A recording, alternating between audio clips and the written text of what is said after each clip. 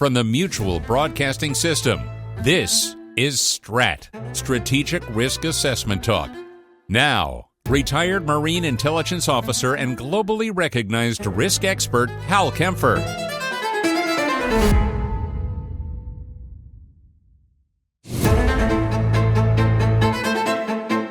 Welcome to STRAT, Strategic Risk Assessment Talk, and today I'm going to talk about what is probably the biggest issue that's out there. I certainly talked in the last STRAT about it and some other things, but I really need to focus on what's dominating the news, if you will, and that's the Gaza peace agreement, ceasefire, the release of live Israeli hostages back to Israel, and of course, a number of Palestinian prisoners, a lot of Palestinian prisoners got released by Israel. And then what's ahead with this rather momentous turn of events? 2 weeks ago, I think everyone would have said this just couldn't happen. In fact, a week ago was dubious if anything like this was going to happen, and it happened. And it's really something to see. It is truly a moment to say something about how quickly things could change and how fortunate it is now that we're not discussing a huge Israeli military offensive, clearing street by street, building by building, Gaza City, increasing that toll of Palestinian residents, that death toll, the toll of suffering, injured that would have taken place had that continued as it was going. And no doubt it would have turned up more Israeli hostage bodies. I have no doubts that Hamas, when cornered, would turn around and kill the hostages they held. So we are very fortunate that we are where we are, that this thing came about.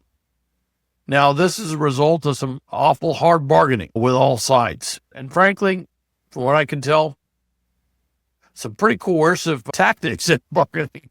I give some credit to the Trump administration with all the cordiality of Bibi Netanyahu's trip to Washington and basically doing that joint press conference where they talked about the 20-point peace plan proposal and everything else. There was a lot of arm twisting that was going on as well. And when President Trump sent out that thing publicly, very publicly on his social media saying Bibi Netanyahu stopped the bombing, that's pretty much an information operation, if you will, that kind of painted Bibi Netanyahu into a box where he basically either had to go along or risk losing a lot more by crossing the United States. So that was happening. And then I want to say there was a lot going on with behind the scenes that we're finding more about, where Turkey and various Arab states, Qatar, Egypt, but also others, were putting phenomenal pressure on Hamas to accept a deal, to release the hostages,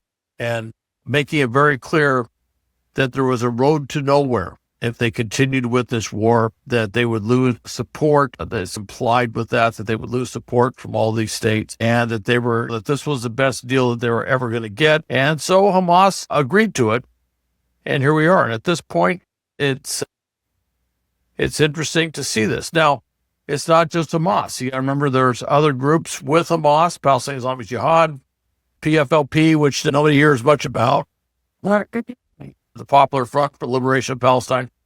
All this is going on, and they have to get them to agree to go along with this as well. And so there's a lot that we can sit there and say, this is quite the accomplishment, but getting to phase 2 of this agreement is probably going to be the much bigger, tougher negotiation. And that's where they are now. And from what I've heard, Steve Witkoff, President's envoy, and others are staying in Sharm el-Sheikh in Egypt, still working on getting that agreement put in place. And it's going to be tough. And the devil is truly in the details on this.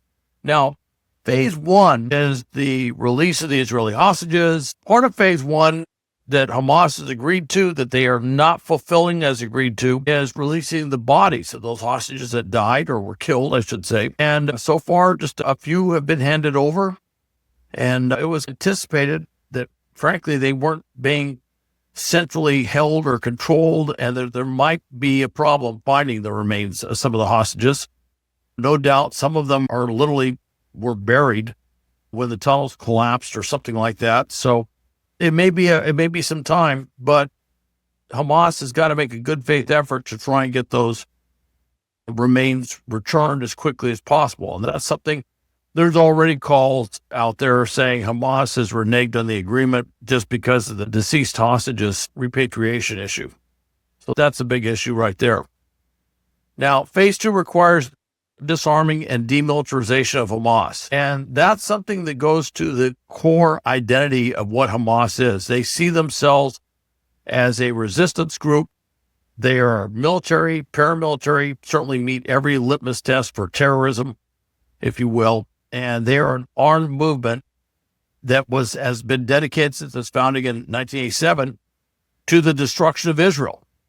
And by the way, I've still not heard them come back and change that posture. I have not heard them come back and say, we recognize Israel, we want to peacefully coexist with Israel. I have not heard them say anything like that. They're still dedicated to the destruction of Israel. And certainly Israel does not miss that little nuance, if you will, in the ideology and the goals of Hamas. It also requires Hamas to relinquish any governance role. And this is a big one. Hamas has ruled literally for, I want to say, about 17, 18 years in Gaza. When Israel pulled out of Gaza, the thought was that the Palestinian Authority would come in and fill that leadership or fill that governance vacuum, which they initially did. But the Palestinian Authority, which is the successor to Fatah or the Palestinian Liberation Organization, I should say, they are notoriously inept, notoriously cronyistic, corrupt, and they just didn't have the trust and confidence of Palestinians. And whereas they're more accepted on the West Bank, they were not really accepted that well in the Gaza Strip. As a result, there was an election, and Hamas won the election. And in the spirit of one man, one vote, one time, which is mostly men voting, or primarily men voting, in some cases only men voting, and they have an election, and one group gets in power. Once they're in power, there's no more elections. That's what happened in the Gaza Strip. Okay, so the question is, what is going to happen? Well, I would point out that the Palestinian Authority has recognized the role of Prime Minister Tony Blair as part of this interim government that's going to take place. In the current proposal, there is supposed to be a peace board. President Trump has said he would step forward and lead it with Tony Blair at his side. I don't know if that's going to be what they ultimately decide upon, but at some point in there, the decision was they're supposed to set up some sort of technocratic. Technocratic means that they deal specifically with the details of running the Palestinian territory, the Gaza Strip, as opposed to all the politics and everything around that governance role. That there would be a technocratic Palestinian governing body that would oversee Gaza. And they would play a key role in the rebuilding of Gaza. And Gaza right now is just devastated. They got to pretty much rebuild the entire Gaza Strip.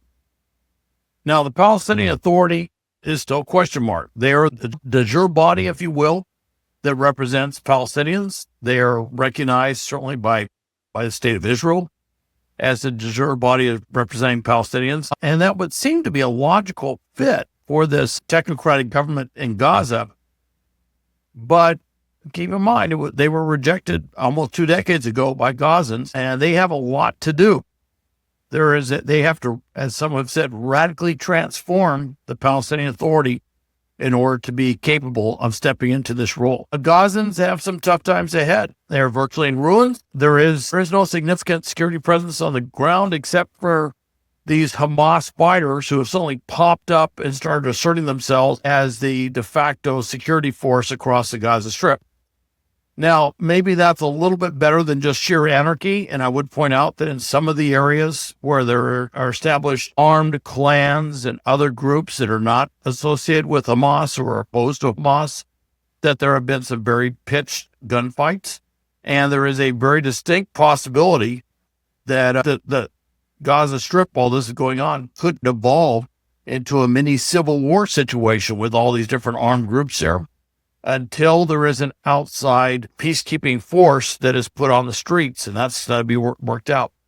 But there is no significant force there right now. And then that peacekeeping force is going to be absolutely integral to disarming Hamas and PFLP and PIJ. They got to figure out among the many things that have to happen.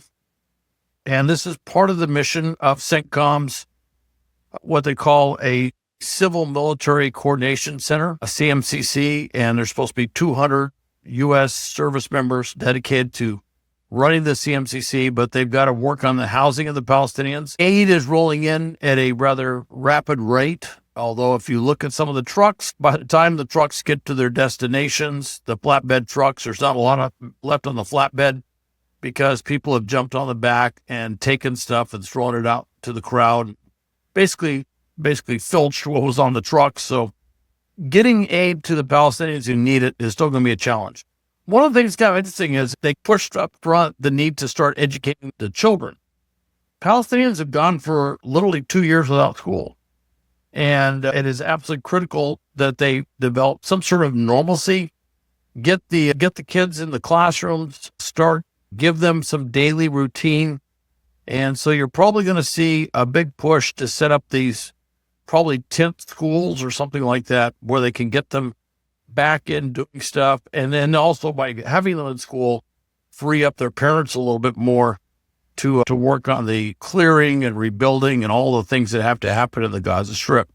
One of the things that Israel's brought up over and over again is that for most of the last 2 decades, Hamas has been radicalizing a generation and inculcating them with the ideology about destroying Israel, about forcing the Jews of Israel into the sea, or basically conducting a massive genocide.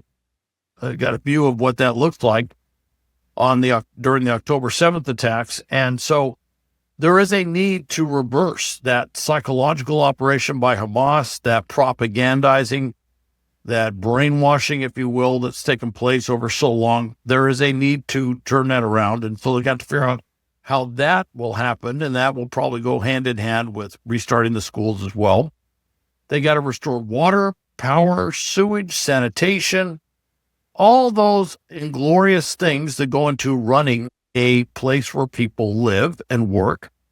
They have to create the conditions, and this is a big one, that will invite investment into rebuilding the Gaza Strip. As long as there's fighting, as long as there's an armed Hamas running around and PFLP and everything else, PIJ, as long as this threat remains, you're not going to see countries like the UAE and Saudi Arabia and others pouring in the hundreds of billions of dollars that have to be invested in rebuilding the Gaza Strip. So to some extent, you literally just Hamas has got to realize, and certainly all the Palestinians there will quickly figure out, that until Hamas goes along with this thing, they're not going to be able to return to significant homes or a normal life because the conditions aren't there to make it happen.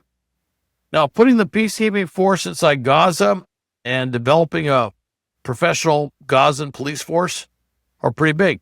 Reports are that training for a Palestinian police force has already begun. There are also reports that basically Israel's been identifying Palestinians both inside Gaza and outside Gaza that will manage core functions like sanitation, water, power, things like that, that they are already putting in place those folks that will step in and do that technocratic role of actually getting these vital services redone. Now, how will Hamas and its allied groups be disarmed? It's inconceivable that it won't happen until a peacekeeping force really gets in there and makes it happen. And then they're going to have to try and figure out how they do it. I just don't see Hamas willingly, or Hamas fighters willingly, just handing over their arms. There might be something that sounds a little crass, but has worked in the past, whereas you put a big bounty on certain weapons. In other words, if you turn in a AK-47, you might get $5,000, $10,000, or $20,000 for that, or a machine gun or something like that. And what that does is it financially incentivizes everyone there to turn that stuff in. In fact, it incentivizes people to steal weapons from Hamas and turn them in and get the money as well. So that could be how they do it. And then the question is, what type of future economy will the Gaza Strip represent. And that's where they're going to have to get some economists and others to sit down and figure it out. We saw that thing where early into about a year ago or so, there was talk about the Gaza Riviera plan, where they would turn into this beautiful resort area and all this stuff. I don't know if that's really going to happen, but they are going to have to figure out how is the Gaza Strip going to generate revenue? What can it do? It has a lot of people. It has a very good location. The question is, what can it do to attract investment dollars? What would make people do things, whether it's manufacturing or tourism or whatever, in the Gaza Strip? Well, that's going to be a big one. All right. Now, until that gets established, really, you're not going to, until they can figure out where this is going to go, you're really not going to see big money coming in there. So this could be a lingering crisis. This may not be the proverbial beginning of the end. All right. Although it's certainly being touted as that. It is definitely the end of the beginning, though. And it might be the beginning of the end, at least everything that we've known so far with the Palestinian-Israeli conflict. And with that conflict being basically, if you will, ended, a new age of cooperation, if that's possible, that allows all the regional countries in the Middle East, with probably the exception of Iran, to start normalizing ties with Israel. Indonesia's president is reportedly going to Israel very soon, right after the Sharm el-Sheikh conference. And you could see the normalization of relations between the largest Muslim nation in the world and Israel. And that would certainly provide momentum for other countries in the region to do the same. Everyone's going to be looking very closely at what Saudi Arabia does. But one could say, and certainly Saudi Arabia could say, that this is a road to the recognition of the establishment of a Palestinian state, that Israel has done those things necessary to set the course for an establishment of a Palestinian state, and then put it on the Palestinians. It's up to the Palestinians whether they can organize themselves to set up a state. I could see something like that happening, where they do this thing where they normalize relations with Israel, get things rolling, but then also put a lot of pressure on the Palestinians to get their act together. And historically speaking, the Palestinians haven't been very good at getting their act together, so we'll see what comes of that. So we'll see if this really does cause a peace to break out all over. And one of the things I would point out is that in the background, this couldn't have occurred unless the Iran status in the region had been significantly diminished, as it has been, and its axis of resistance basically had the rug pulled out from under it, which has also happened as well. And I don't think the fall of the Assad government in Syria was an insignificant part of that. That was a huge part of that. So we'll see. But we got to see what happens up north with Hezbollah. We're going to see what the Houthis do. We'll see what the Shiite militias in Iraq do. And that will tell us if this thing has some real staying power. Thanks for listening to STRAT. Please visit stratpodcast.com. You can also go to my YouTube site, Hal Kempfer TV, and see many of my what become mini media appearances on various different networks. Thanks, and I hope you listen to the next one.